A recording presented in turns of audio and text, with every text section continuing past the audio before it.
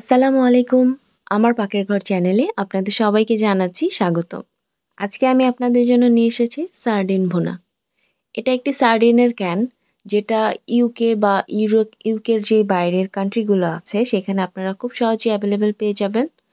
But বাংলাদেশে আপনাদেরকে একটু কষ্ট করতে হবে, সুপার শপগুলো খুঁজে দেখতে পারেন।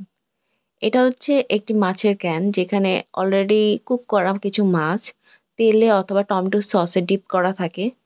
এবং এই ক্যানটা খোলার সময় খুবই সাবধানে খুলবেন, কারণ এটা অনেক ধারালো হয়ে থাকে।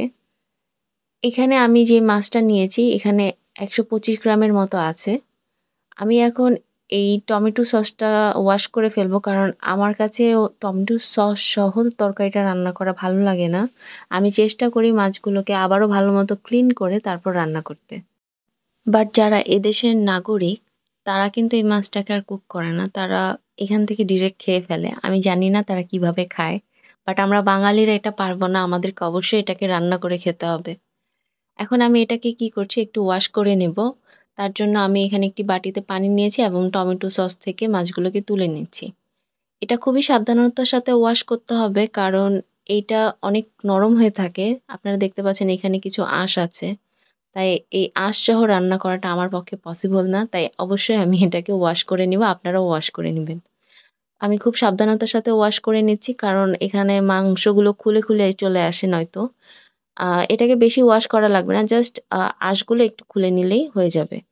এটা একটি ১২৫ গ্রামের একটি ক্যান। বাট এখানে টমেটো সসের ডিপ করা ছিল আর আমি কিছু ওয়াশ করেছি, তাই এখানে ২৫ গ্রামের মতো রিডিউস হয়ে গেছে। এখন এখানে মোটামুটি প্রায় ১০০ গ্রামের মতো আছে। আমি এখন চলে যাচ্ছি মূল রান্নায়। তার জন্য প্রথমে এই ফ্রাই প্যান গরম করে নিয়েছি এবং এর মধ্যে দিয়ে দিচ্ছি ২ টেবিল চামচ পরিমাণ সয়াবিন তেল। তেলটা যখন গরম হয়ে যাবে তখন আমি এর মধ্যে দিয়ে দিচ্ছি পেঁয়াজ। আমি এখানে ১ কাপ কুচি করে রাখা পেঁয়াজ দিয়ে দিচ্ছি। পেঁয়াজটাকে ভালোমতো একটু গোল্ডেন ব্রাউন করে ভেজে নিব। যখন পেঁয়াজটা ভাজা হয়ে যাবে তখন এর মধ্যে দিয়ে দিচ্ছি ১ চা চামচ পরিমাণ রসুন বাটা। এই রসুনটাকে আমি পেঁয়াজের সাথে ৪ থেকে ৫ মিনিট ভালোমতো একটু ভেজে নেব। ভাজা হয়ে গেলে এখন আমি কিছু গুঁড়ো মসলা দিব। তার জন্য প্রথমে দিয়ে দিচ্ছি ১ চা চামচ পরিমাণ হলুদের গুঁড়া, 1/2 চা চামচ পরিমাণ মরিচের গুঁড়া এবং 1/2 চা চামচ পরিমাণ জিরার গুঁড়া। আর কোনো মসলা এখানে লাগবে না। আমি এখন এটাকে ভালোমতো আবারও একটু ভেজে নিচ্ছি। ভাজা হয়ে গেলে এখন আমি এর মধ্যে দিয়ে দিব টমেটো। আমি এখানে অর্ধেকটা টমেটো দিয়েছি। আর দিয়ে দিচ্ছি স্বাদমতো লবণ। এখন এখানে একটু পানি ছেড়ে দিবে। এই পানিতে আমি আবারও ৫ মিনিট ভালোমতো মসলাটাকে কষিয়ে নিব। এখন যখন মসলাটা শুকিয়ে যাবে তখন এর মধ্যে ১/২ কাপ পরিমাণ পানি দিয়েছি এবং আবারও ভালোমতো কষিয়ে নিচ্ছি। এখন আমি এর মধ্যে দিয়ে দিচ্ছি ধুয়ে রাখা মাছগুলি। মাছগুলোকে একটি স্প্যাচুলার সাহায্যে ভেঙে দিব, একদম ব্লেন্ড করে ফেলবো। এটা অনেকটা ঘন্টা রান্না করার মতো। আপনারা ঘন্টা বলতে চেনেন কিনা আমি জানি না। যারা চেনেন তারা কিন্তু কমেন্টে অবশ্যই জানাবেন। এখানে আমি ব্লেন্ড করে ফেলেছি। এর মধ্যে দিয়ে দিচ্ছি 1/2 কাপ পরিমাণ পানি। পানির সাথে ভালোমতো মিশিয়ে আমি অপেক্ষা করছি পানিটা শুকানোর জন্য, কারণ মাছটা অলরেডি এখানে কুক করা আছে, তাই অত একটা কুক করার প্রয়োজন নেই। পানিটা এখানে অনেকটাই টেনে এসেছে। আমি এখন এর মধ্যে ৩টি কাঁচামরিচ ফালি করে দিয়ে দিয়েছি।